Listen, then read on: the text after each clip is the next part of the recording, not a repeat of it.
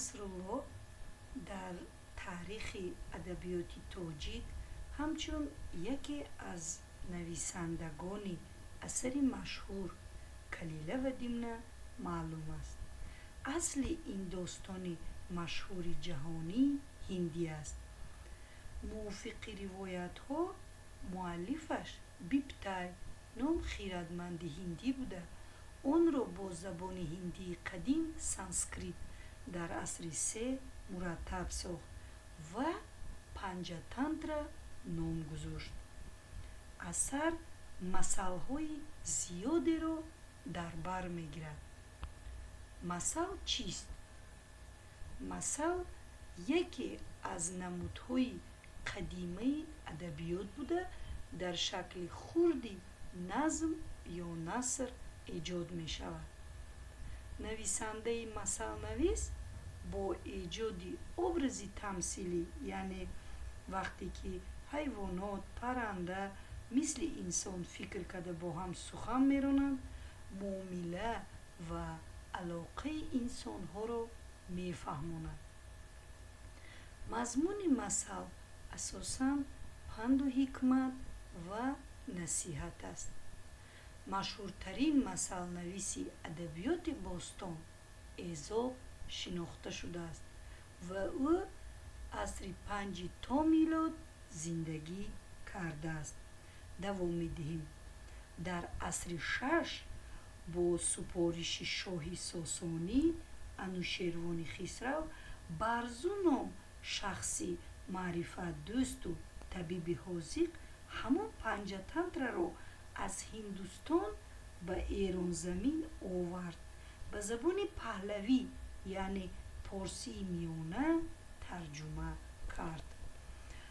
дар қарни 8 нависанда ва мутарҷими машҳур Абдулло ибни Муқаффа дар қатори баъзе ёдгориҳои дигари таърихию адабӣ китоби Калила ва Димнаро низ аз паҳлавӣ ба арабӣ тарҷума кард. мутобиқи замон ва мароми худ ба он баъзе тағйирот даровард. ҳамин тарҷумаи ибни Муқаффа дар паҳн гардидану шӯҳрати ҷаҳонӣ пайдо кардани Калила ва Димна нақши бузург бозид. инчунин боиси ба вуҷуд омадани тарҷумаю ривоятҳои сершумор гардид. тасаввур кунед, бештар аз 200 намуд тарҷумаю таҳрир ҳамон замон эҷод шуда буданд.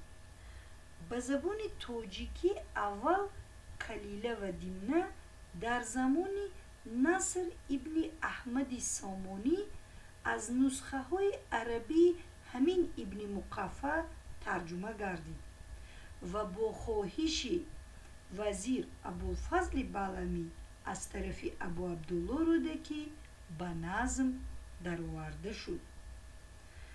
мутаассифона то замони мо аз он танҳо байтҳои пароканда омада расиданд ва шумо он абьёти машҳурро аз ёд медонед. ҳеҷ шодӣ нест андар ин ҷаҳон бартар аз дидори рӯи дӯстон.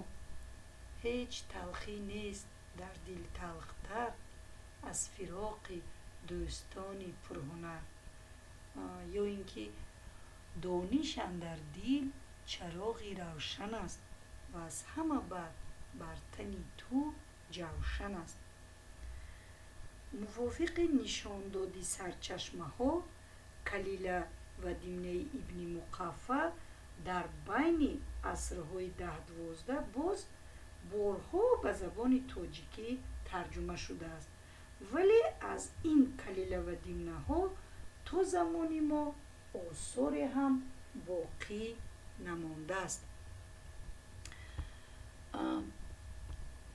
абулмаолӣ тарҷумаи ин китобро аз рӯи таҳрири арабии ибни Муқаффа анҷом дод.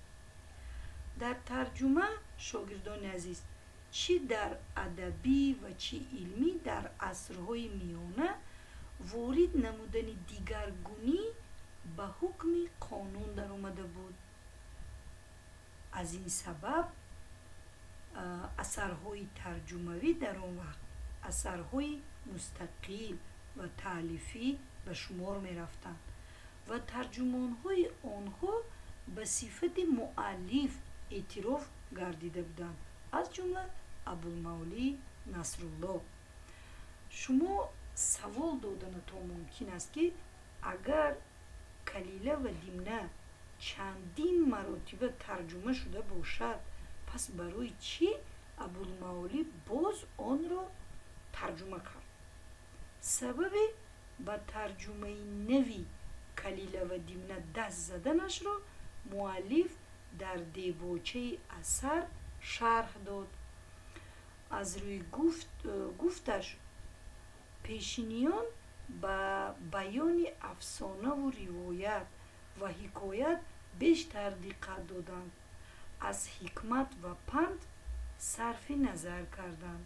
бинобар ин ӯ аз сири нав ба тарҷума кардани ин асар пардохта кӯшиш намуд, ки мақсади аслии ахлоқӣ ва фалсафии онро аз нав барқарор карда, дар айни замон бо ашъору суханҳои бузургон ва ояту ҳадисҳо тақвият диҳад ва бо ҳамин восита ин китобро, ки мурдаи чанд ҳазор сол аст, эҳё бахшад, яъне зинда гардонад.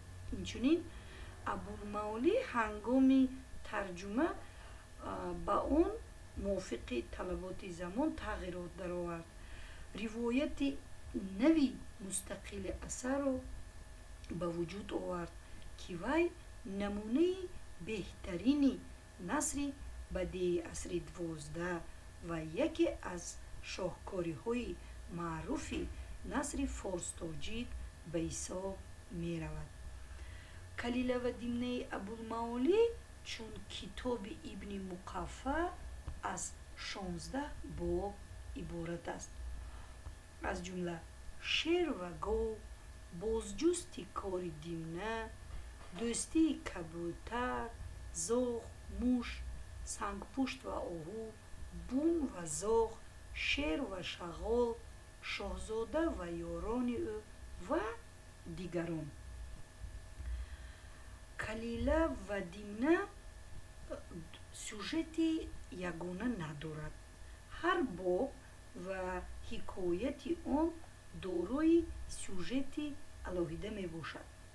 ба хотир оред тӯтинома ё 1001 шабро. тарзи баёни асар пеш аз овардани ҳикоят баёни мақсад буда, барои тасдиқи фикр ба тариқи масал ҳикояте оварда мешавад, ки персонажҳои он ҳайвонот, паррандагон ва дар баъзе мавридҳо инсонҳо мебошанд.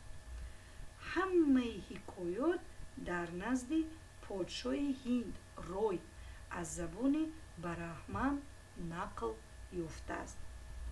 мухтасар ҳоло порчаро барои шумо мисол меорам.